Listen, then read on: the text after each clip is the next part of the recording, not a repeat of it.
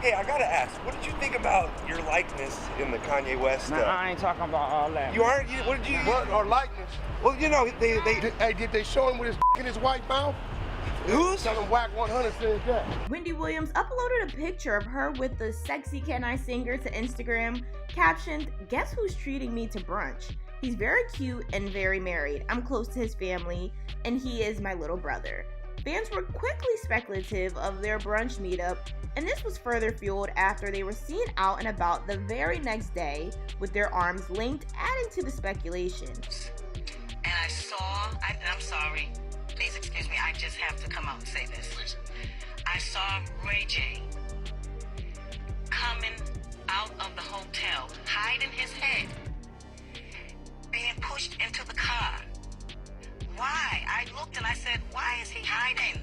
Why is he hiding his face? So Ray J is back in the limelight, and not in a good way. Stunna Girl just dropped a bombshell accusing him of pushing substances on Wendy Williams and feeding her addiction. But that's just the tip of the iceberg. Kanye West is now spilling some serious tea, claiming Ray J is one of those shady Hollywood handlers hired by the higher-ups to do their dirty work. And word on the street is Ray J was the one who supplied Whitney Houston with something that led to her tragic death. And if you think that's all, think again. Ray J is also being exposed for his shady connections to Diddy, and fans are buzzing with all sorts of wild theories about Ray's real role in the industry. Is he really the go-to handler and secret plug for the bigwigs? Did he help Diddy silence Wendy Williams just like he allegedly helped Clive Davis deal with Whitney Houston? Let's break it down. And all I do is report what is going on. It's not my fault you ran over a man, backed up, ran him over again. Oh, say. That's not my fault. Get him. Get him. No, I am fair. I am fair. The whispers about Ray J being a Hollywood handler have been swirling for what feels like forever, and it all kicked off after the tragic passing of the one and only Whitney Houston. Just before Whitney's suspicious death in 2012, the tabloids were buzzing about a romantic fling between her and Ray J. But several industry insiders later spilled the beans that Ray J wasn't Whitney's boo, but her supplier. The one and only Whitney Houston passed away on February 11th, 2012, just hours before she was supposed to perform at Clive Davis's Grammy Awards party at the Beverly Hilton Hotel. Now, the official story goes that Whitney's assistant found her unresponsive, face down in the tub. But here's the real tea. Jaguar Wright claimed it was actually Brandy, Ray J's sister, who found Whitney, and that Ray J had slipped out of Whitney's room just before everything went down. Say is, everybody knew he was in that hotel with Whitney. A phone call was made to a dealer, even though Whitney had just gotten out of rehab. Ray J left, came in. The next person that come in is Brandy, and she find Brandy dead. And Clive says, Whitney would have wanted us to party on anyway. You must be out of your... Wow. They were rolling the dead body out of the hotel and celebrating. Like, you can't even say it was a repast because she hadn't even had an autopsy. And then there was also this paparazzi video supposedly showing Ray J sneaking out of the Beverly Hilton and hiding his face right after Whitney was found. Now, some sources later claimed the man in the video wasn't Ray J, but Nick Gordon, the ex-boyfriend of Whitney's daughter, Bobby Christina. But honestly, does it even matter who it is? Because either way, something seriously shady went down that night. And let's not forget that both Bobby Christina and Nick Gordon also ended up dead, supposedly from ODs. I mean, I'm no conspiracy theorist, but come on, something is off here. And then on top of that, Leola Brown, Bobby Christina's aunt, later came forward and dropped a bombshell, calling Ray J a runner boy. And she was basically hinting that he might have been the one supplying Whitney with whatever led to her tragic end. But Leola didn't stop there. She later claimed that both Whitney and Bobby Christina were murdered. So Leola alleged that Nick Gordon was the one who led Bobby Christina to her untimely death. And she made an interesting comment saying that once Nick is arrested, the whole truth will be exposed. I believe that somebody, my niece, just like they her mother, Nick, Bobby Christina. When Nick gets arrested, everything will fall like dominoes.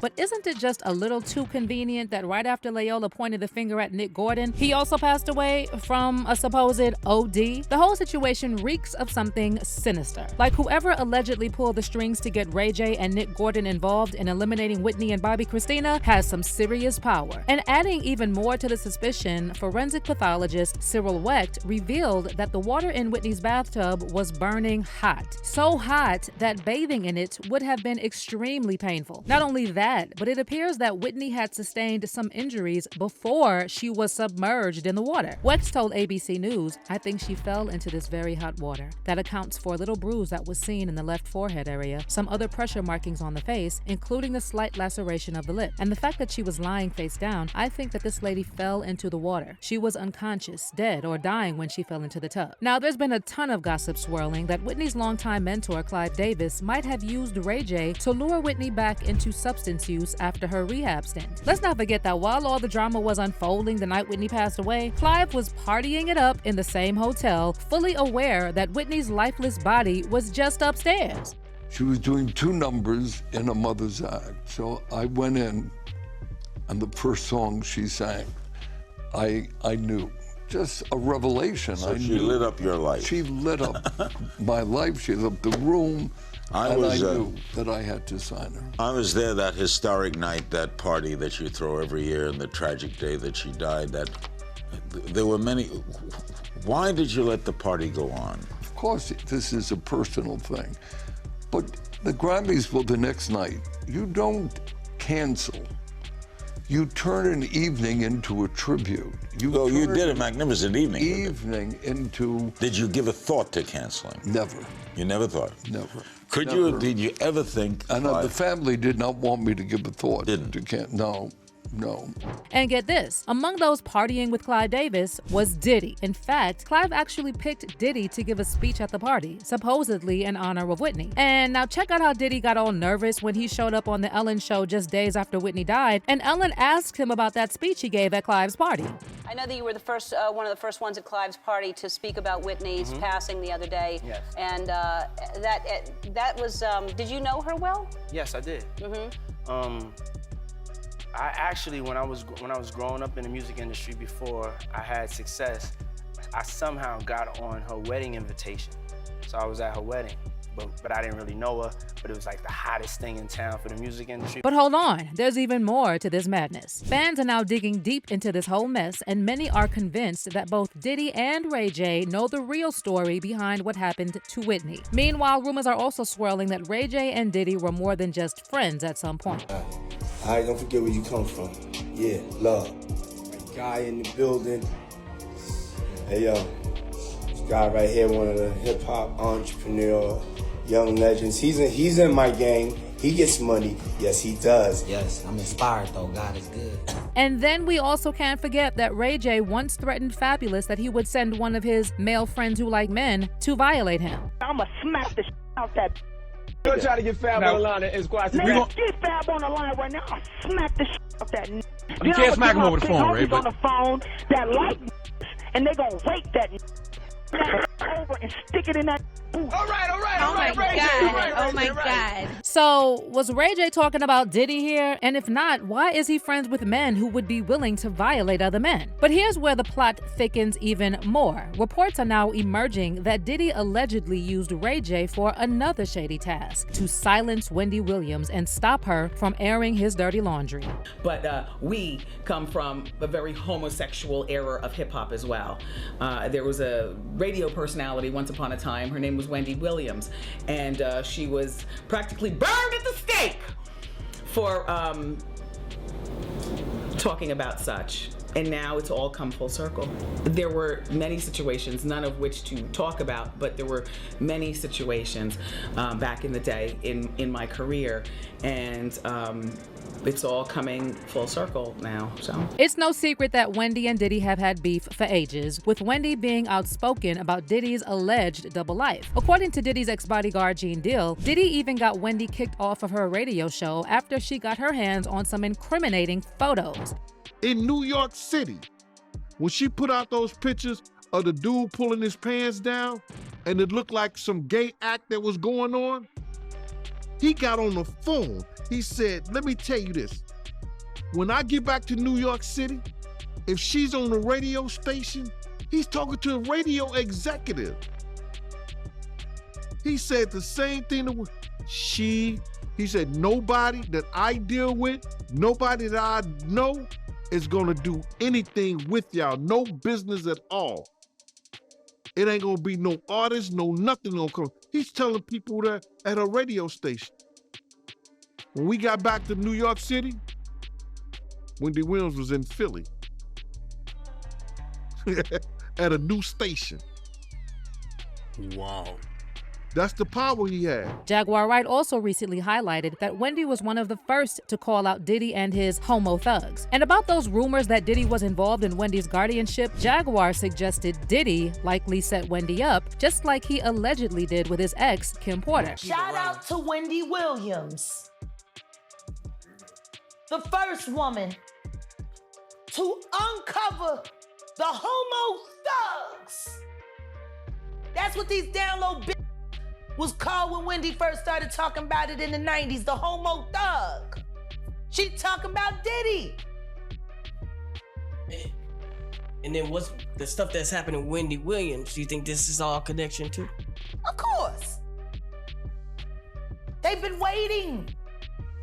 He's been waiting. He was waiting for Kim.